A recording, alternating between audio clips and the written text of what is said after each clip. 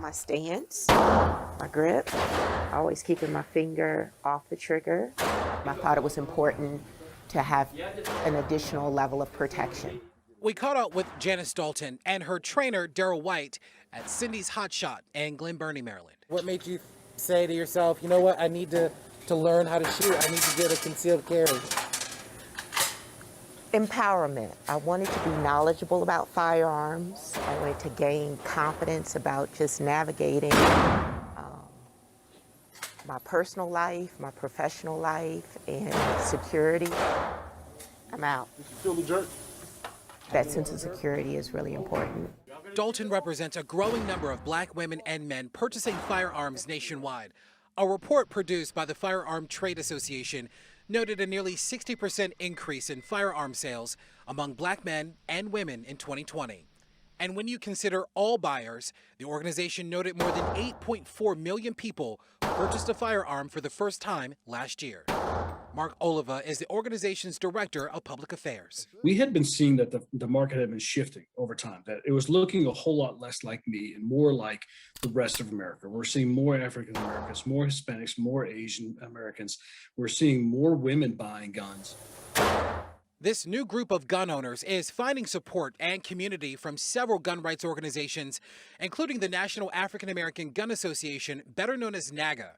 It boasts 45,000 members nationwide since its inception in 2015.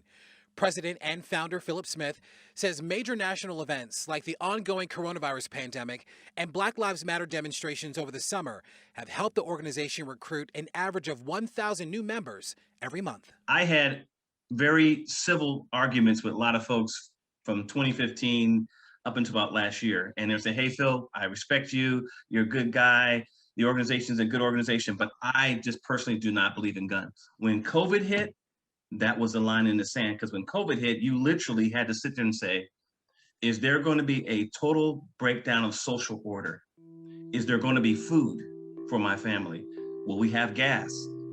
Will everything crumble in our general society, and will we have to literally fight people off? When that happened, I can tell you I had at least 100 calls and emails and notifications by folks that I had these disagreements with saying, hey, Phil, I'm buying a gun today. And not only do you want to belong into an organization that respects your essence, your cultural perspective, your personal perspective. They're looking for somebody that can be an advocate for them as it relates to firearms. Forget everything else. They just want to say, hey, Phil, if I join your organization, do you have my back?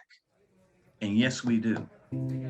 Gun ownership and access to them, however, continues to be fiercely debated in neighborhoods and on Capitol Hill, especially considering several recent mass shootings in the U.S.